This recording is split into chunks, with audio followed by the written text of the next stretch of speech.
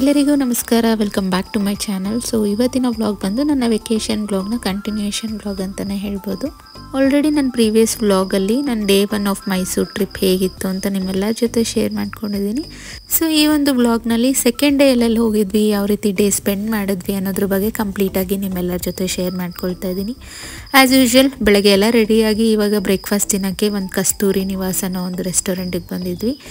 So ಮೈಸೂರಲ್ಲಿ ಇನ್ನೊಂದು special ಏನಂದರೆ ಮೈಸೂರು ಸಿಲ್ಕ್ ಸ್ಯಾರೀಸ್ ಅಲ್ವಾ, ಇಲ್ಲೇ ಒಂದು ಔಟ್ಲೆಟ್ ಇತ್ತು, ಹಂಗೂ ಹೋಗಿ ನೋಡೋಣ ಯಾವುದಾದ್ರೂ ಸ್ಯಾರಿ ಚೆನ್ನಾಗಿದೆ ತೊಗೊಳ್ಳೋಣ ಅಂತ ಹೋದ್ವಿ. ಬಟ್ ಕಲೆಕ್ಷನ್ಸ್ ಏನು ಅಷ್ಟರಲ್ಲೇ ಇತ್ತು, ನಮಗೆ ಯಾವುದೂ ಇಷ್ಟ ಆಗಲಿಲ್ಲ. ಸೊ ಆಯಿತು ಅಂದ್ಬಿಟ್ಟು ನೆಕ್ಸ್ಟ್ ಬಂದು ಇಲ್ಲಿ ಬ್ರೇಕ್ಫಾಸ್ಟ್ ತಿಂತಾಯಿದ್ದೀವಿ. ಸೊ ಮೈಸೂರಿಗೆ ಬಂದಮೇಲೆ ನಾನಂತೂ ಯಾವಾಗೂ ಮೈಸೂರು ಮಸಾಲೆ ದೋಸೆ ಅಂತೂ ಪಕ್ಕ ಟ್ರೈ ಮಾಡ್ತೀನಿ. One of my favourite. ಅದ್ರ ಮೇಲೆ ಚೀಸೆಲ್ಲ ಹಾಕ್ಕೊಡ್ತಾರಲ್ವ, ಅದು ತುಂಬಾ ಚೆನ್ನಾಗಿರುತ್ತೆ. ಸೊ ಬ್ರೇಕ್ಫಾಸ್ಟ್ ಎಲ್ಲ ಮುಗಿದ್ಮೇಲೆ ಅಲ್ಲೇ ಒಂದು ಫರ್ನಿಚರ್ ಶಾಪ್ ಇತ್ತು, ಅಂದರೆ ತುಂಬಾ ಚೆನ್ನಾಗಿತ್ತು. ಹ್ಯಾಂಡ್ಮೇಡ್ ಕ್ರಾಫ್ಟೆಡ್ ಫರ್ನಿಚರ್ಸ್ ಅಂತಾರಲ್ಲ, ಅದು ತುಂಬಾ ನನಗಂತೂ ಸಕ್ಕ ಚೆನ್ನಾಗಿದೆ ಅನಿಸ್ತು. ಮತ್ತು ಅದ್ರ ಜೊತೆಗೇ ಅವ್ರು ಜಮ್ ಸ್ಟೋನ್ಸು ಮತ್ತು ಪ್ರೀಷಿಯಸ್ ಸ್ಟೋನ್ಸ್ದಲ್ಲೆಲ್ಲ ಮಾಡಿರೋ ಜ್ಯುವೆಲರೀಸ್ನೆಲ್ಲ ಡಿಸ್ಪ್ಲೇಗೆ ಇಟ್ಟಿದ್ರು.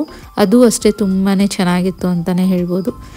ಸೊ ನಮಗೆ ಶಾಪಿಂಗ್ ಎಲ್ಲ ಮಾಡುವಷ್ಟು ಟೈಮ್ ಇಲ್ದಿರ ಇರೋದ್ರಿಂದ ನಾವು ಹಂಗೆ ನೆಕ್ಸ್ಟು ನಮ್ಮ ಜರ್ನಿನ ಸ್ಟಾರ್ಟ್ ಮಾಡಿದ್ವಿ.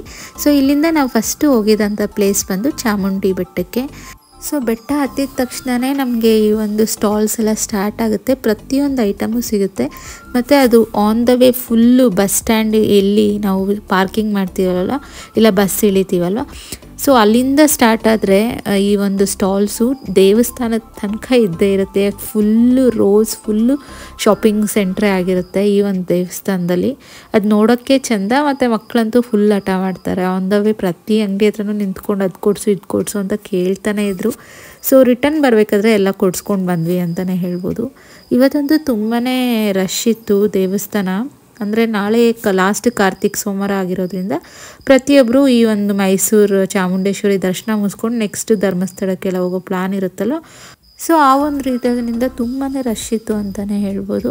ಮತ್ತು ಇಲ್ಲಿ ಇನ್ನೊಂದು ಏನಂದರೆ ಈ ಥರ ಲೈಕ್ ಡಿಹೈಡ್ರೇಷನ್ ಆಗದಿರ ಪ್ರತಿಯೊಂದು ಫ್ರೂಟ್ಸ್ ಆಗಲಿ ಈ ಥರದ್ದೆಲ್ಲ ಸಿಗುತ್ತೆ. ನಾವು ಸೌತೆಕಾಯಿ, ವಾಟ್ರ್ ಮೆಲೋನು ಮತ್ತು ಮಾವಿನಕಾಯಿ ಈ ಥರದ್ದೆಲ್ಲ ತಿಂದ್ಕೊಂಡು ಲೈಕ್ ನೆಕ್ಸ್ಟ್ ಅಲ್ಲೇ ಒಂದು ಶಿವನ ದೇವಸ್ಥಾನ ಇತ್ತು, ಅಲ್ಲೆಲ್ಲ ದರ್ಶನ ಮುಗಿಸ್ಕೊಂಡು ಬರೋ ಅಷ್ಟರಲ್ಲಿ ಈ ಸೀರಿಯಲ್ ಆ್ಯಕ್ಟ್ರೆಸಸ್ ಎಲ್ಲ ಅವರು ಏನೋ ಶೂಟಿಂಗಿಗೆ ಬಂದಿದ್ದರು.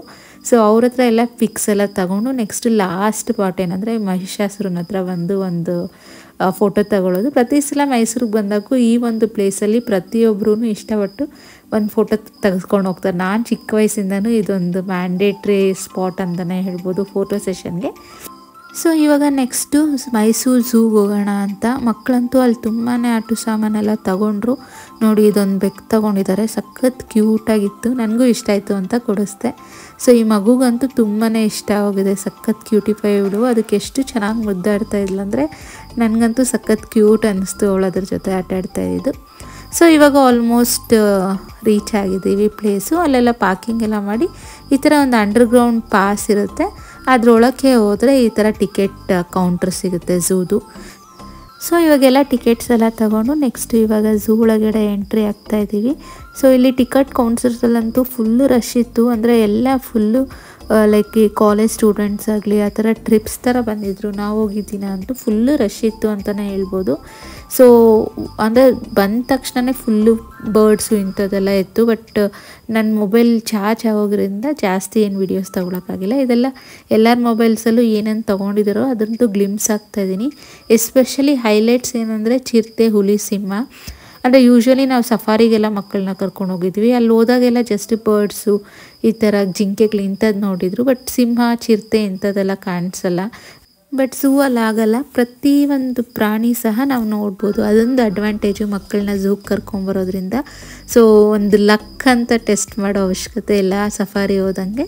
ಇಲ್ಲಿ ಯಾವಾಗ ಬಂದಾಗೂ ಎಲ್ಲ ಪ್ರಾಣಿಗಳನ್ನ ಪರಿಚಯ ಆಗುತ್ತೆ ಮಕ್ಕಳಿಗೆ, ಮತ್ತು ಪ್ರತಿಯೊಂದು ಪ್ರಾಣಿನೂ ಅವ್ರು ನೋಡೋ ಒಂದು ಚಾನ್ಸ್ ಸಿಗುತ್ತೆ.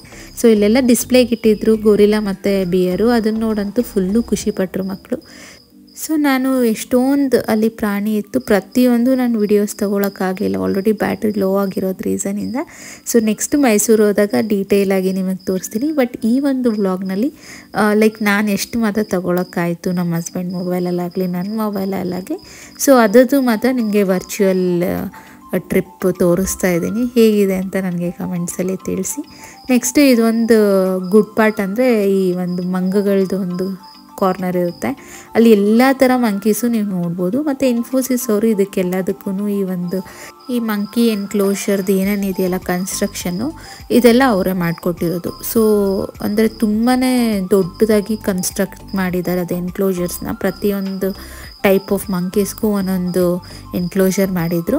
ಮತ್ತು ಇವಾಗ ಯಾವುದನ್ನ ಪ್ರಾಣಿ ನಾವು ದತ್ತಕ್ಕೆ ತೊಗೊಳೋಂಗಿದ್ರೂ ಅದು ಒಂದು ಸ್ಕೀಮ್ಸ್ ಇತ್ತು. ಮತ್ತು ಇದೊಂದು ನೋಡಿ ಮಂಗಗಳದ್ದು ಫೋಟೋ ಬೂತ್ ಥರ ಮಾಡಿದರು, ತುಂಬಾ ಚೆನ್ನಾಗಿತ್ತು ಅಲ್ಲೆಲ್ಲ ಹೋಗಿ ಫೋಟೋಸ್ ಎಲ್ಲ ತಗೊಳ್ಳೋಕ್ಕೆ. ಸೊ ಎಷ್ಟೊಂದು ವೆರೈಟೀಸ್ ಆಫ್ ಮಂಕೀಸ್ ನಾವು ನೋಡೇ ಇರಲ್ಲ ಅಂಥದ್ದೆಲ್ಲ ಈ ಝೂವಲ್ಲಿತ್ತು. ಅಂದರೆ ನಾವು ನಾರ್ಮಲ್ ಮಂಗ ನೋಡಿರ್ತೀವಿ ಅಷ್ಟೇ, ಬಟ್ ಇಲ್ಲಿ ಅದು ಬಿಟ್ಟು ಎಲ್ಲ ಟೈಪ್ಸ್ ಆಫ್ ಬೇರೆ ಕಂಟ್ರೀಸ್ದು ಎಲ್ಲ ಇಟ್ಟಿದ್ರು. ಸೊ ಈ ಥರ ಅಡಾಪ್ಷನ್ ಸ್ಕೀಮ್ಗೆ ಏನು ಪ್ರೋಸೆಸ್ ಅನ್ನೋದು ಸಹ ಬೋರ್ಡಲ್ಲಿ ಹಾಕಿದ್ರು. ನಾವೇನಾದರೂ ಇಂಟ್ರೆಸ್ಟ್ ಇದ್ದರೆ ಹೋಗಿ ಅಲ್ಲಿ ಸೈನ್ ಮಾಡಿ ತೊಗೋಬೋದು. ಯಾವುದೋ ಒಂದು ಪ್ರಾಣಿದು ಅದಕ್ಕೆ ಏನು ಬೇಕೋ ಅದರದ್ದೆಲ್ಲ ನಾವು ಸ್ಪಾನ್ಸರ್ ಮಾಡೋಂಗೆ.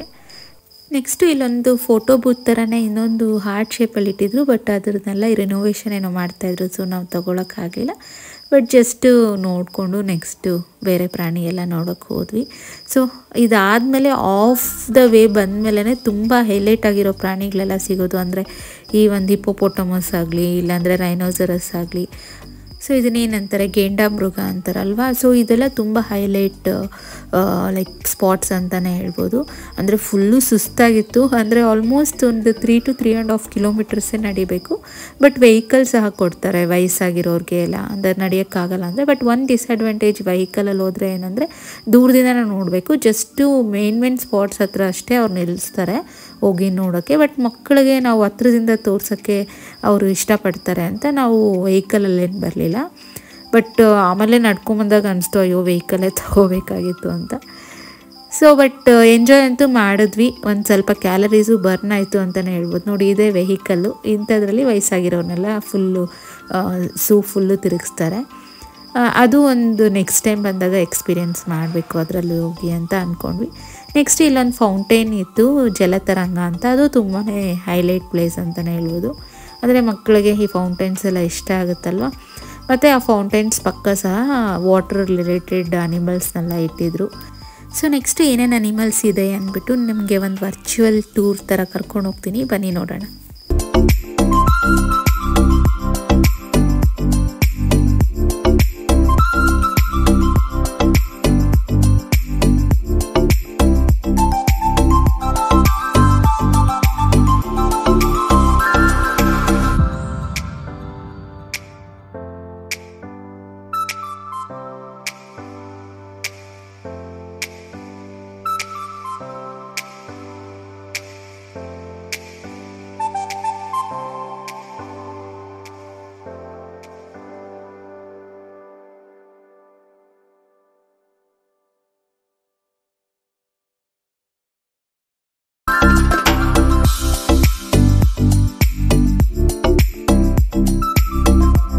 ಸೊ ಈ ಆನೆ ಎಲ್ಲ ನೋಡ್ಕೊಂಡು ಬಂದಮೇಲೆ ಒಂದು ಸ್ಪಾಟ್ ಕೊಡ್ತಾರೆ. ಇಲ್ಲಿ ಮಕ್ಕಳಿಗೆ ಏನಾದರೂ ಹಸುವಾಗಿದ್ದರೆ, ಇಲ್ಲಾಂದರೆ ನಮಗೂ ಸುಸ್ತಾಗಿದ್ದರೆ ಈ ಐಸ್ ಕ್ರೀಮ್ಸ್ ಆಗಲಿ, ದೋಸೆ ಇಂಥದ್ದು, ಮ್ಯಾಗಿ ಇಂಥದ್ದೆಲ್ಲ ಸಿಗುತ್ತೆ.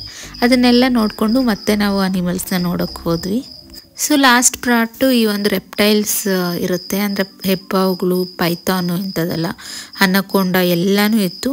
ಸೊ ಅದೆಲ್ಲ ಭಯಂಕರವಾಗಿತ್ತು. ನನಗಂತೂ ಈ ಒಂದು ರೆಪ್ಟೈಲ್ಸ್ ನೋಡೋಕ್ಕೆ ತುಂಬಾ ಭಯ ಆಗುತ್ತೆ, ದೂರದಿಂದ ನೋಡೋಕ್ಕೂ ಭಯ ಆಗುತ್ತೆ. ಸೊ ಬಟ್ ಲೈಕ್ ಮಕ್ಕಳಂತೂ ಫುಲ್ ಎಂಜಾಯ್ ಮಾಡಿದ್ರು ಎಲ್ಲ ಥರ ಹಾವುಗಳು ಎಲ್ಲ ನೋಡಿ. ನೆಕ್ಸ್ಟು ಅಲ್ಲಿಂದ ಒಂದು ವರ್ತು, ಅಂದರೆ ಆಲ್ಮೋಸ್ಟ್ ನಮಗೆ ಸುಸ್ತಾಗಿರುತ್ತೆ ಈ ಒಂದು ಪ್ಲೇಸಿಗೆ ಬರೋಷ್ಟರಲ್ಲಿ. ಬಟ್ ಈ ಒಂದು ಜಿರಾಫೆ ಸ್ಪಾಟಿಗೆ ಬರೋಷ್ಟರಲ್ಲಿ ನಮಗೆ ಎಷ್ಟೇ ಸುಸ್ತಾಗಿರಲಿ ಅದೆಲ್ಲ ಒಂಥರ ಕಡಿಮೆ ಆಗುತ್ತೆ ಅಂತಲೇ ಹೇಳ್ಬೋದು. ಯಾಕಂದರೆ ಇದು ಒಂದು ವರ್ತ್ ವಿಸಿಟ್. ಈ ಒಂದು ಮೈಸೂರು ಝೂ ಅಂತ ಯಾವಾಗ ಅನಿಸುತ್ತೆ ಅಂದರೆ ಈ ಜಿರಾಫೆ ಸ್ಪಾಟಿಗೆ ಬಂದಾಗೆ. ಎಷ್ಟು ಜನಕ್ಕೆ ಇದೇ ರೀತಿ ಅನಿಸುತ್ತೆ ನನಗೆ ಕಮೆಂಟ್ಸಲ್ಲಿ ತಿಳಿಸಿ. ಯಾಕಂದರೆ ಇದು last spot in the zoo. ಆ ಲಾಸ್ಟ್ ಸ್ಪಾಟಿಗೆ ಬರೋಷ್ಟರಲ್ಲಿ ಅದು ಬೇರೆ ಏನೋ ನಮಗೆ ಫ್ಯಾಷನ್ ಶೋ ಅಲ್ಲಿ ಬರ್ತಾರಲ್ವ ಮಾಡೆಲ್ಸ್, ಆ ಥರ ಒಂದು ಫೋಸ್ ಕೊಟ್ಕೊಂಡು ಹೋಗ್ತಾ ಇರುತ್ತೆ ಅಲ್ಲಿರೋ ಜಿರಾಫೆಸು. ಅದೊಂದು ವರ್ತ್ ವಿಸಿಟ್ ಅಂತಲೇ ಹೇಳ್ಬೋದು. ಎಷ್ಟು ಚೆನ್ನಾಗಿ ಬಂದು ಒಂದು ರೌಂಡ್ ಹಾಕ್ಕೊಂಡು ಎಲ್ಲರಿಗೂ ಒಂದು ಫೋಸ್ ಕೊಟ್ಟು ಹೋಗುತ್ತೆ ಅಂದರೆ ನನಗೆ ಒಂಥರ ಆಶ್ಚರ್ಯ ಆಯಿತು, ಎಷ್ಟು ಕ್ಯೂಟಾಗಿ ಬಂದು ಹೋಗ್ತಾ ಇದೆ ಅಂತ. ಪ್ರತಿ 2 ಮಿನಿಟ್ಸ್ಗೂ ಈ ರೀತಿ ಒಂದು ರೌಂಡ್ ಹಾಕ್ಕೊಂಡು ಹೋಗುತ್ತೆ ಈ ಜಿರಾಫೆ. ಸೊ ಹೀಗಿತ್ತು ನಮ್ಮ ಒಂದು ಝೂ ವಿಸಿಟ್ ಅಂತಲೇ ಹೇಳ್ಬೋದು. ಅಲ್ಲಿಂದ ಒಂದು ಸ್ವಲ್ಪ ಎಳ್ನೀರೆಲ್ಲ ಕುಡ್ಕೊಂಡು ನೆಕ್ಸ್ಟು ನಾವು ಎಲ್ಲನೂ ಊಟಕ್ಕೆ ಹೋಗೋಣ ಅಂತ ಗೂಗಲ್ ಮಾಡಿದ್ರೆ ಈ ಥರ ಒಂದು ಮೆಸ್ಸಲ್ಲಿ ಈ ಬಕಾಸುರ ಊಟ ಅನ್ನೋದು ತುಂಬಾ ಫೇಮಸ್ ಅಂತ ಗೊತ್ತಾಯಿತು. ಸೊ ಹೆಂಗೂ ಮೈಸೂರಿಗೆ ಬಂದಿದ್ದೀವಿ, ಟ್ರೈ ಮಾಡೋಣ ಅಂತ ಹೋದ್ವಿ. ಅಂದರೆ ಆನ್ಲೈನ್ ಕೊಟ್ಟಿರೋ ಅಷ್ಟು ಹೈಪ್ ಅಷ್ಟೇನು ಚೆನ್ನಾಗಿರಲಿಲ್ಲ, ಬಟ್ ಸ್ಟಾರ್ಟರು ಬಿರಿಯಾನಿ ಚೆನ್ನಾಗಿತ್ತು. ಬಟ್ ಈ ಗ್ರೇವೀಸ್ ಎಲ್ಲ ನಾವು ಲೇಟಾಗಿ ಹೋಗಿದ್ದಕ್ಕೂ ಏನೋ ಸ್ವಲ್ಪ ಆರೋಗಿತ್ತು, ಪ್ಲಸ್ ಟೇಸ್ಟೂ ಓಕೆ ಇತ್ತು.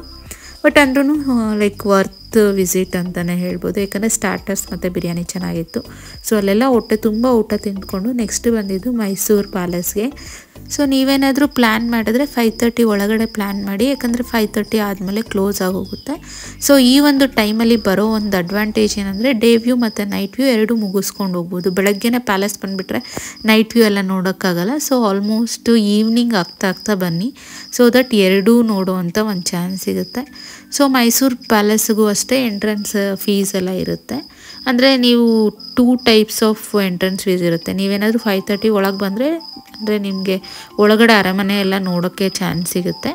ಈವ್ನಿಂಗ್ ಬಂದರೆ ಜಸ್ಟ್ ಔಟ್ಸೈಡ್ ಮಾತ್ರ ನೈಟ್ ವ್ಯೂ, ಒಳಗಡೆ ಎಲ್ಲ ಬಿಡಲ್ಲ, ನೈಟ್ ವ್ಯೂ ನೋಡ್ಕೊಂಡು ಹೋಗ್ಬೋದು. ಬಟ್ ವರ್ತ್ ವಿಸಿಟ್ ಅಂತಲೇ ಹೇಳ್ತೀನಿ. ನೀವೇನಾದರೂ 5:30 ಒಳಗಡೆ ಬಂದರೆ ಒಳಗಡೆ ಅರಮನೆ ಎಲ್ಲ ತುಂಬಾ ಚೆನ್ನಾಗಿರುತ್ತೆ ನೋಡೋಕ್ಕೆ. ಎಸ್ಪೆಷಲಿ ಆ ಆರ್ಕಿಟೆಕ್ಚರ್ಸು ಅದೆಲ್ಲ ನೋಡೋಕ್ಕೆ ಖುಷಿಯಾಗುತ್ತೆ. ಆಗಿನ ಕಾಲದಲ್ಲಿ ಎಷ್ಟು ಚೆನ್ನಾಗಿ ಈ ಆರ್ಕಿಟೆಕ್ಚರ್ ಎಲ್ಲ ಮಾಡಿದ್ದಾರೆ ನೋಡಿ, ಇಂಜಿನಿಯರ್ಸ್ ಇಲ್ದಿರೇ ಎಷ್ಟು ಒಳ್ಳೆಯದಾಗಿ ಕಟ್ಟಿದ್ದಾರೆ ಈ ಒಂದು ಭವನಗಳನ್ನ ಅಂತ ಅನಿಸುತ್ತೆ. ಸೊ ನೀವೇನಾದರೂ ಮೈಸೂರು ವಿಸಿಟ್ ಆದರೆ ಇದು ಒಂದು ಮಸ್ಟ್ ವಿಸಿಟ್ ಪ್ಲೇಸ್ ಅಂತಲೇ ಹೇಳ್ತೀನಿ. ಅದರಲ್ಲೂ one of my favourite spot ಅಂದರೆ ಇದು. ಅಂದರೆ ಆಗಿನ ಕಾಲದಲ್ಲಿ ರಾಜರೆಲ್ಲ ಬಂದು ಕೂತ್ಕೊಳ್ತಾ ಇದ್ದಿದ್ದಂಥ ಪ್ಲೇಸ್ ಅಂತ ಇದು, ಮಂತ್ರಿಗಳ ಜೊತೆ ಎಲ್ಲ. ಮತ್ತು ಈಚ್ ಇಸ್ವಿಯಲ್ಲಿ ಯಾರ್ಯಾರು ಆಳ್ವಿಕೆ ಮಾಡಿದ್ರು ಅನ್ನೋದು ಅವ್ರ ಫೋಟೋಸು ವಿತ್ ಅವ್ರದ್ದು ಡೀಟೇಲ್ಸ್ ಎಲ್ಲ ಇಲ್ಲಿ ಹಾಕಿರ್ತಾರೆ.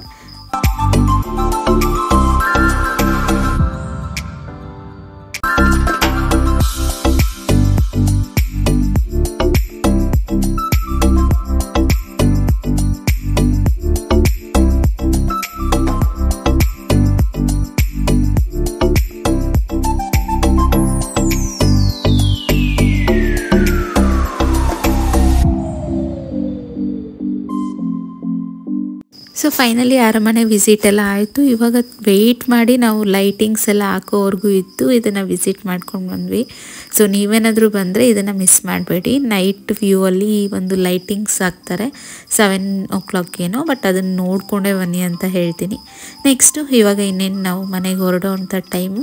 But on the way dinner ಎಲ್ಲ ನಾವು ಮುಗಿಸ್ಕೊಳ್ಳೋಣ ಅಂತ ಬರುವಾಗ ಈ ಫಿಶ್ ಲ್ಯಾಂಡ್ ಅನ್ನೋ ಒಂದು ರೆಸ್ಟೋರೆಂಟ್ ಕಾಣಿಸ್ತು ಆನ್ ದ ವೇ ಹೈವೇಯಲ್ಲಿ. ಸೊ ಸೀ ಫುಡ್ ಎಲ್ಲ ಟ್ರೈ ಮಾಡೋಣ ಅಂತ ನಾವು ಬಂದಿದ್ದೀವಿ. ಎಂಟ್ರೆನ್ಸಲ್ಲಂತೂ ವೈಬ್ಸ್ ಸಖತ್ತಾಗಿತ್ತು ಅಂತಲೇ ಹೇಳ್ಬೋದು. ಸೊ ಹೋಗಿದ ತಕ್ಷಣವೇ ಲೈಟಿಂಗ್ಸಲ್ಲಿ ಅಟ್ರ್ಯಾಕ್ಟ್ ಮಾಡಿದ್ರೆ ಒಂದು ಕಾರ್ನರಲ್ಲಿ ಈ ಹಸು ಕರು ಎಲ್ಲ ಇಟ್ಟು ಮಕ್ಕಳಿಗೆ ಅಂತೂ ತುಂಬ ಅಟ್ರಾಕ್ಟಿವ್ ಪ್ಲೇಸ್ ಅಂತಲೇ ಹೇಳ್ಬೋದು. ಅಂದರೆ ಥೀಮ್ ಅಂತೂ ವಿಲೇಜ್ ಸ್ಟ್ರೀಮಲ್ಲಿ ಮಾಡ್ದಂಗಿದೆ. ಎಲ್ಲಿ ನೋಡಿದ್ರೂ ಗಿಡಗಳು ಮತ್ತು ಈ ಹಸು ಇರೋದ್ರಿಂದ ಅಟ್ರಾಕ್ಟಿವ್ ಆಗಿತ್ತು. ಮತ್ತು ಈ ಒಂದು ಸ್ಟೋನ್ಸಲ್ಲಿ ಕಾರ್ವಿಂಗ್ಸ್ ಥರ ಮಾಡಿ ಅಲ್ಲಲ್ಲಿ ಈ ಥರ ಪ್ರಾಣಿಗಳನ್ನ ಇಟ್ಟಿದ್ರು. ಅದ್ರ ಮೇಲೆ ಕೂಡ ಎಷ್ಟೊಂದು ಜನ ಫೋಟೋಸ್ ಇಡ್ಸ್ಕೊಳ್ತಾಯಿದ್ರು. ಇದೇ ಒಂದು ಟೂರಿಸ್ಟ್ ಪ್ಲೇಸ್ ಏನೋ ಅನ್ನೋ ಒಂದು ಫೀಲ್ ಸಿಗ್ತಾಯಿತ್ತು ಆ್ಯಕ್ಚುಲಿ. ಮತ್ತು ಸಖತ್ ನೀಟಾಗಿ ಮೇಂಟೈನ್ ಮಾಡಿದ್ರು, ಅದೊಂದು ಹೈಲೈಟ್ ಅಂತಲೇ ಹೇಳ್ಬೋದು. ಒಂಥರ ಈ ಗೋಶಾಲೆಗೆ ಹೋದಾಗ ಯಾವ ರೀತಿ ಹಸು ಕರುಗಳನ್ನ ನಾವು ನೋಡಿ ಖುಷಿ ಪಡ್ತೀವೋ ಅದೇ ಒಂದು ವೈಬ್ಸ್ ಇತ್ತು ಅಂತಲೇ ಹೇಳ್ಬೋದು. ನೀವು ನೋಡ್ತಾ ಇದ್ದೀರಲ್ಲ, ಹೇಗೆ ಅನಿಸ್ತು ಅಂತ ಕಮೆಂಟ್ ಸೆಕ್ಷನಲ್ಲಿ ತಿಳಿಸ್ಕೊಡಿ.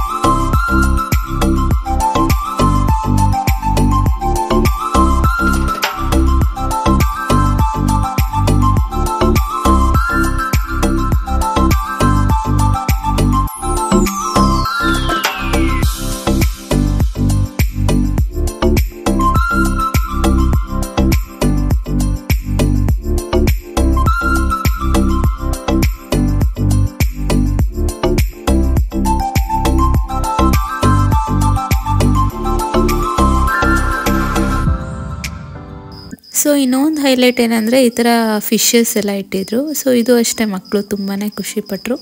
ಮತ್ತು ಅಲ್ಲಲ್ಲಿ ಈ ಒಂದು ವಿಗ್ರಹಗಳ ಥರ ಮತ್ತು ಕಾರ್ವಿಂಗ್ಸ್ ಥರ ಮತ್ತು ಶಿಲೆಗಳು ಈ ಥರ ತುಂಬಾ ಒಂಥರ ಹಳೆ ವಿಂಟೇಜ್ ಲುಕ್ ಥರ ಇತ್ತು ಎಂಟ್ರೆನ್ಸ್ ಎಲ್ಲ. ನೋಡಿ ಇದೆಲ್ಲ ತುಂಬ ಹೈಲೈಟ್ ಆಗಿತ್ತು. ಈ ಬುದ್ಧ ಇಟ್ಟಿರೋದ್ರು ಮತ್ತು ಈ ಒಂದು ಉರುಳಿ ಡೆಕೋರೇಷನ್ನು.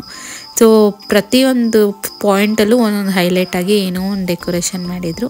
ನೆಕ್ಸ್ಟು ಊಟಕ್ಕೆ ಬರೋ ಹಂಗಿದ್ರೆ ಎಷ್ಟು ಚೆನ್ನಾಗಿ ವೈಬ್ಸ್ ಇತ್ತು ಅಷ್ಟೇ ಚೆನ್ನಾಗಿ ಊಟ ಸಹ ಇತ್ತು. ಸೊ ನಾವು ಒಂದು ಗೀ ರೋಸ್ಟ್ ತೊಗೊಂಡಿದ್ವಿ ಪ್ರಾನ್ಸ್ದು, ಅದಂತೂ ಸಖತ್ ನಂಗೆ ಇಷ್ಟ ಆಯಿತು. ಸೊ ನೀವೇನಾದರೂ ಇಲ್ಲಿ ಬಂದರೆ ಈ ಒಂದು ನೀರು ದೋಸೆ ಮತ್ತು ಪ್ರಾನ್ಸ್ ಗೀ ರೋಸ್ಟ್ ಇಲ್ಲ ಚಿಕನ್ ಗೀ ರೋಸ್ಟ್ ಟ್ರೈ ಮಾಡಿ, ತುಂಬಾ ರುಚಿಯಾಗಿದೆ. ನನಗಂತೂ ಇದು ತುಂಬ ಇಷ್ಟ ಆಯಿತು. ರೆಸ್ಟೋರೆಂಟು ಹೈಲಿ ರೆಕಮೆಂಡೆಡ್ ಅಂತಲೇ ಹೇಳ್ಬೋದು. ಸೊ ನೋಡಿದ್ರಲ್ಲ ಹೇಗಿತ್ತು ನಮ್ಮ ಒಂದು ಮೈಸೂರು ಟ್ರಿಪ್ ಡೇ 2 ಅಂತ. ಸೊ ನಾವಂತೂ ಫುಲ್ ಎಂಜಾಯ್ ಮಾಡಿದ್ವಿ ಈ ಟ್ರಿಪ್ ಅಂತಲೇ ಹೇಳ್ಬೋದು. ಹೋಲ್ ಡೇ ಫುಲ್ ಫ್ಲೆಜ್ಡಾಗಿ ಸಖತ್ ಎಂಜಾಯಬಲ್ ಆಗಿತ್ತು. ಸೊ ಕೊನೆ ತನಕ ನೋಡ್ತಾರೋ ನಿಮ್ಮೆಲ್ಲರಿಗೂ ಥ್ಯಾಂಕ್ಸ್ ಹೇಳ್ತಾ, ಈ ವ್ಲಾಗ್ ನಿಮಗೆಲ್ಲರಿಗೂ ಇಷ್ಟ ಆಗಿದೆ ಅಂತ ಭಾವಿಸ್ತಾ, ಯಾರೆಲ್ಲ ಇನ್ನೂ ನನ್ನ ಚಾನಲ್ಗೆ ಸಬ್ಸ್ಕ್ರೈಬ್ ಮಾಡ್ಕೊಳ್ದಿರ ನೋಡ್ತಾ ಇದ್ದೀರಾ ಇಲ್ಲ ನೀವೇನಾದರೂ ಫಸ್ಟ್ ಟೈಮ್ ಯೂಸ್ ಆದರೆ ದಯವಿಟ್ಟು ಸಬ್ಸ್ಕ್ರೈಬ್ ಮಾಡ್ಕೊಳ್ಳಿ ಅಂತ ಹೇಳ್ತಾ ಈ ವ್ಲಾಗ್ನ ನಾನು ಇಲ್ಲಿಗೆ ಮುಗಿಸ್ತಾ ಇದ್ದೀನಿ. ಮತ್ತೆ ಸಿಗೋಣ.